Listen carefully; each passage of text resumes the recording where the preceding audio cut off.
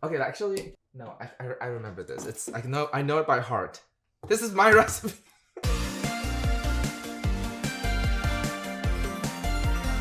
Hi everybody, I'm James, and today I'll be making scallion pancakes. Starting with the dough, we're gonna need flour, salt, sugar, and some water. We're getting nasty and dirty. You're gonna add water in. I know people usually say don't mix like your dry and ingredient with wet, but I really don't really care. So we're gonna add the salt, and we're gonna add some sugar, and then we're gonna start mixing.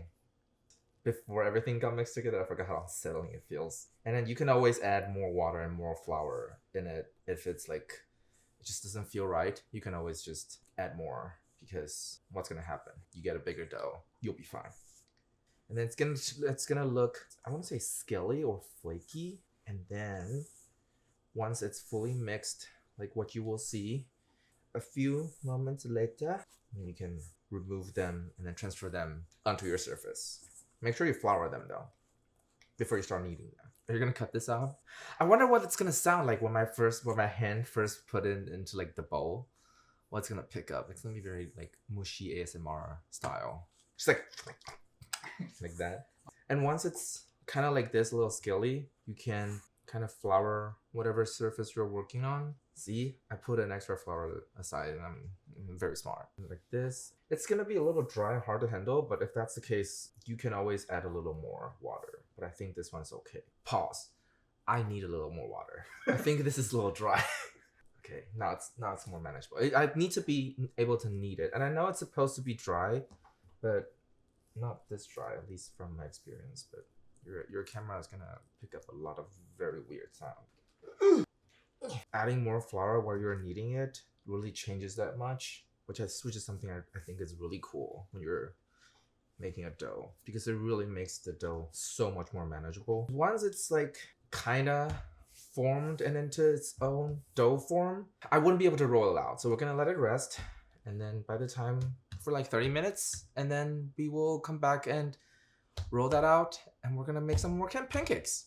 And while we're waiting for the dough to rest, we're gonna start chopping up the rest of the ingredients. We're gonna use garlic, ginger, and happy, exquisite scallions. Oh, that was close. I think it doesn't really matter that much how like fine your scallions are chopped, but because we're gonna be making a mixture this time, just kind of like minced style, nothing too crazy. How do you think the internet's gonna react to my chopping skills? Oh damn, at least I'm not a Kendall Jenner. Be careful, because I nicked myself the other day. I don't know, I'm kind of scared. Yeah. Okay, I hope they don't roast me. I think with the curl fingers, I think I did good. Oh, we're gonna do the exact same thing. So we're just gonna try to cut it kind of into small pieces. I wouldn't say mince, but I know that people would usually say like, this is not the best approach. People would usually peel their gingers before they cut them, right? I don't know how. So I'm gonna do, this is what I'm gonna do. Very food waste vibes, but we won't go into that. I really don't know how to peel gingers though, like for real. I'm telling you, Daniel, I do not know how to peel ginger. So we're gonna take the skin part off, like, I mean, as careful as you can and like as little as you can to minimize food waste. TikTok is gonna tear me to shreds with how I chop and how I use my cutting board. Just like if you want to do like just thinly sliced ginger slices, I think it works too. It might change the texture a little, but I don't think it's, oh damn, missed the section. There we go. And that's the ginger. And then garlic, I would say, is very, very optional. I like to have a little oomph with my garlic and ginger mixture. Okay. And then we're gonna cut up some garlic. And that's what's gonna go into the bowl. I did it! Once we're done chopping, we're gonna add salt, sugar, some white pepper into this, and then we're gonna pour hot oil onto it later. So I think it's gonna some sugar, a little more, why not? And then some white pepper. You can get this literally anywhere. This is a Whole Food one, but anything works. Some white pepper, and then we're gonna heat up some oil, and then we're gonna pour it over this prepared ingredients. Now we have the mixture and we have the oil heat up. We're gonna pour the oil onto the chopped onions.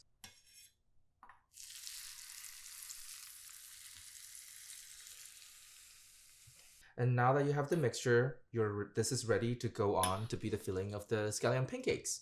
And whatever is left, please save it. It's going to be a really, really good dipping sauce for any chicken type dish. Our dough is finished resting, so we're gonna pull it out, flour the surface, and transfer it from the bowl where it's resting. Yeah, she's rested. And then, how funny would it be if I never cut myself on your knife and I just end up... It's the bench scraper that got me. And then we're gonna divide this into four equal parts, like this. Pick whichever, and then we're gonna knead it a little bit before we roll them into a long oval shape. This is where we're gonna start folding. We don't have a rolling pin right now, so this is what I'm gonna use. And then just I need to flour this then. And then we're gonna roll it out into a long oval shape like this. See, if we didn't rest this dough, we probably wouldn't even be able to roll it out like this because with all the kneading, they kind of lost their elastic to it. So that wasn't good. She's got a good rest. She's a single mom who works 2 jobs, who loves her kids and never stops. So a lot of people would say like there's a specific measure of like how many inches they'd want you to roll the dough. But I don't think it really matters like how long, how narrow the dough.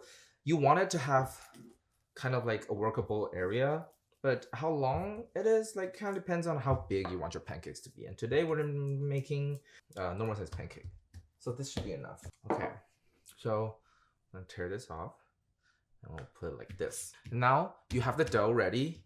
Here comes the fun part. You got the mixture that we have before. When you're spreading the mixture onto the pancake dough, you have to keep in mind that if you put too many mixture into it, it's gonna come out when you're doing the folding. It's gonna like explode a little. It's a great texture, but sometimes it would make it a little bit harder to handle in general. So try to be a little mindful when you are spreading it.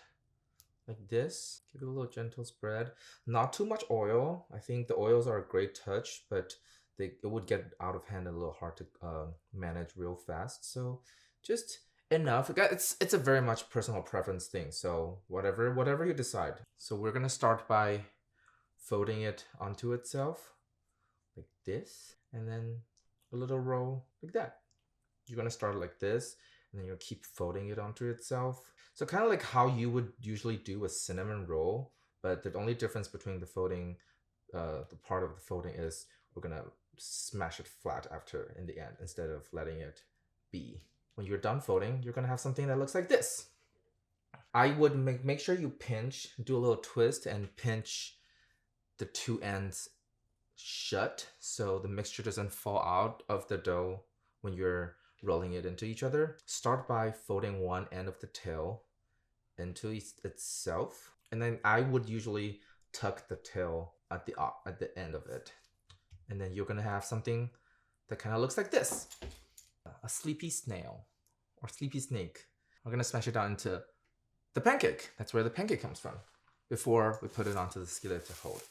So a trick that I always use, what I personally would usually do is I would transfer them to a wrap, and then we fold this on itself, and then you just smash into it. See, if you have too much fillings, sometimes the oil spills out, but that's okay. Happy accidents. And then now you have a scallion pancake already in saran wrap. This recipe gives you about 4 sheets of these. So when you're done rolling it, you can just frisbee that thing into your freezer, and then they will stay fresh for a really long time. So you can just have fun with it. It could be a very good emergency midnight snack as well. They are very freezer friendly. Now that we have our scallion pancakes, we're ready to heat them up, and then we're gonna eat them. Yay!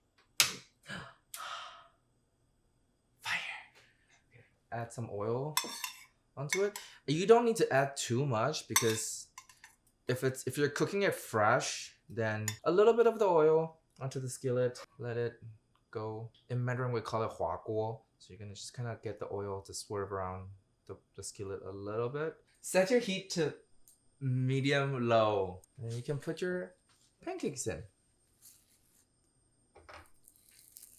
Ta-da! Let it sizzle. I would say 3 minutes on each side usually is what I would go for, or just until it's golden, and then you can flip it. Check it every now and then. Okay. If you're cooking it like straight frozen, you might need a little longer. Okay. And then we're gonna flip it. See, this is what I said when I said you don't need too much oil, because the oils that we folded into the scallion pancake would seep out anyway, so it's gonna help cook it. So you don't need to add too much. Okay. Oh, it looks pretty, no? Cooking well. Okay, I'm gonna turn the heat off. Now, once both sides are golden brown, you're good to go. You're good to plate it. So we're gonna transfer it back onto our cutting board. So we're gonna cut it into slices. Usually a sheet, I would recommend cutting them into 4, but you know, however slices you want. Just crisp. There we go. Okay, and then we're gonna put it on the plate. Here. There you go. Now that we have it on the plate, we're gonna garnish it with a little leftover scallion oil that we made earlier. And then we're gonna make our dipping sauce. So this is a vegan peanut chili oil that I brought from Taiwan. Can you see it? And then you can use soy sauce, or you can use ponzu, you can use even sesame oil, whatever floats your scallion pancakes. There you have it, scallion pancakes. 葱油饼. Oh, that's a cookbook like author. Like pretend your pancake just told you a really good joke, and you're like, and now we're gonna eat it. See the folds? That's how it's gonna be very juicy, and with all the scallions and the little kick of the ginger comes through.